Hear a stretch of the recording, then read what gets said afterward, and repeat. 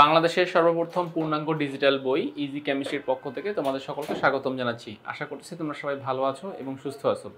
তো আমাদের easy chemistry বইটি কেমিস্ট্রিতে ভালো করার জন্য একজন শিক্ষার্থী যাবতীয় যা কিছু দরকার সব কিছু খুব সুন্দরভাবে উপস্থাপন করা হয়েছে।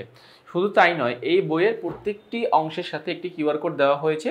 একজন শিক্ষার্থী যখন পড়তে বসবে বইটি নিয়ে, তার যদি কোনো অংশে কোনো ইনকোয়ারিজ থাকে, সে যদি বুঝতে না পারে, কিউআর কোড স্ক্যান করলে শিক্ষক এসে সম্পূর্ণরূপে ভিডিওটি তাকে বুঝিয়ে দিবে, অর্থাৎ তার কোনো সমস্যা হবে না।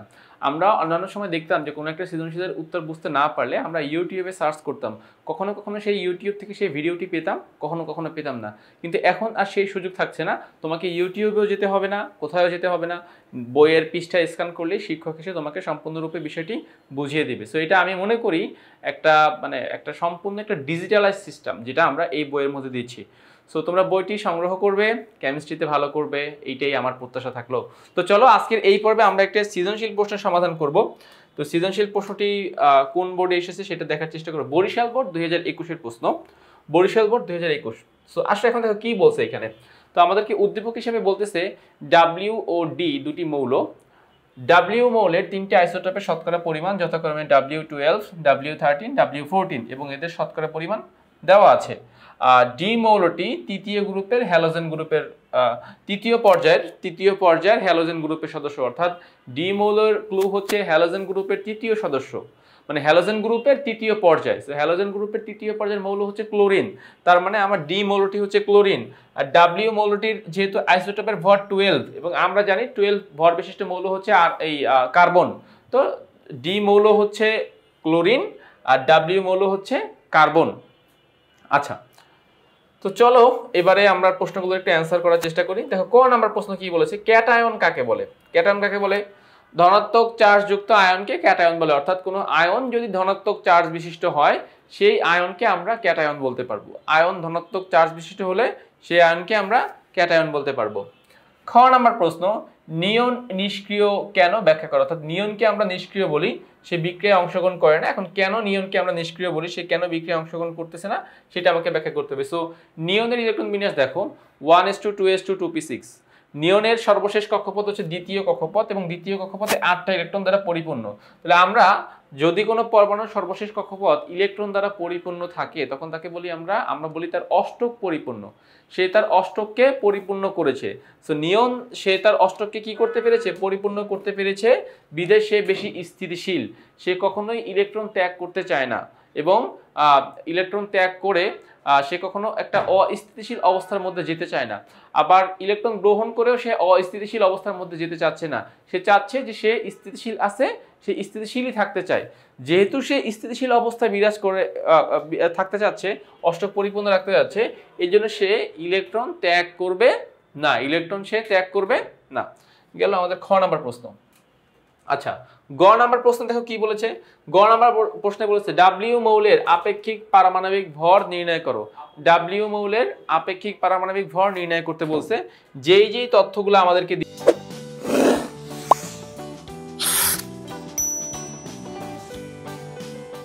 দিচ্ছে আমরা এখন সেই তথ্যগুলো নিব। দেখো প্রথম আইসোটোপের ভর, আচ্ছা এখান থেকে একটু তোমাদেরকে প্রশ্ন থেকে দেখিয়ে দিই আমি। দেখো সবগুলোর কিন্তু পার্সেন্টেজ বলা আছে। 12 মানে প্রথম আইসোটোপের ভর, প্রথম আইসোটোপের শতকরা পরিমাণ, দ্বিতীয় আইসোটোপের ভর, দ্বিতীয় আইসোটোপের শতকরা পরিমাণ, তৃতীয় আইসোটোপের ভর, তৃতীয় আইসোটোপের শতকরা পরিমাণ।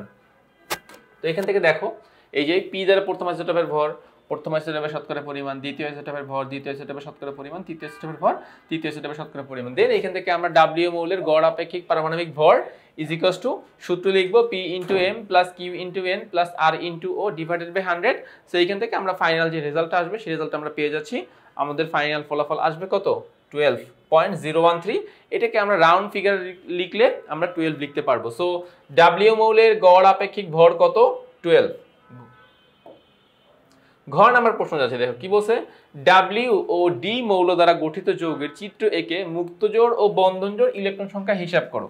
আচ্ছা, তো দেখো এটা ঘ নাম্বার যে প্রশ্ন, সেই প্রশ্নে এখানে আমরা দেখতে পাচ্ছি কে আছে? CCl4, মানে ডাব্লিউ হচ্ছে যদি কার্বন হয় আর ডি যদি ক্লোরিন হয়, তাহলে ডাব্লিউ আর ডি মানে কার্বন এবং ক্লোরিন দ্বারা গঠিত যৌগের নাম কি বলতো?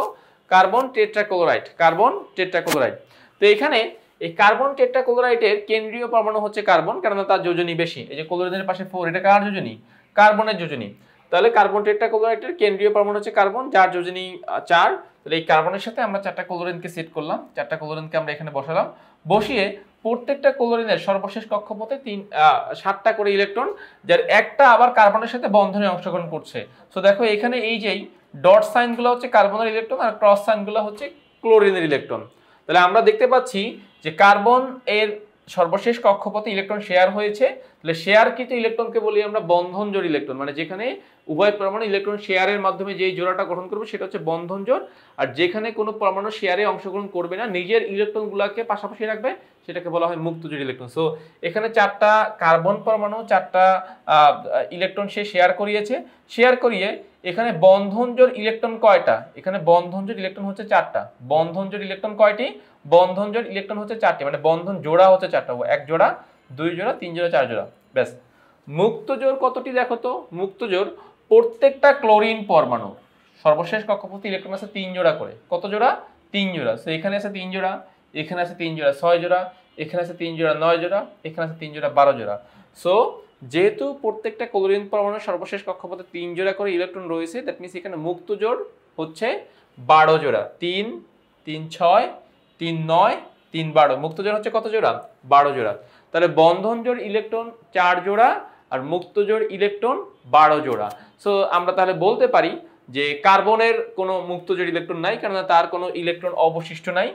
সমস্ত মুক্ত জোড় ইলেকট্রনগুলো আসতেছে ক্লোরিন থেকে। তাহলে 4টা ক্লোরিন পরমাণু, প্রত্যেকের 3 জোড়া করে মুক্ত জোড় রয়েছে। তাহলে 3 × 4 মোট 12 জোড়া।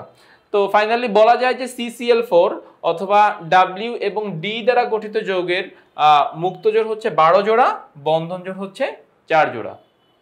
আচ্ছা, সো আশা করতেছি তোমরা তাহলে এই যে চিত্র এঁকে যদি ব্যাখ্যা করে দাও, তাহলে আমাদের এই অ্যান্সারটি কি হয়ে যাবে? ফুলফিল হয়ে যাবে।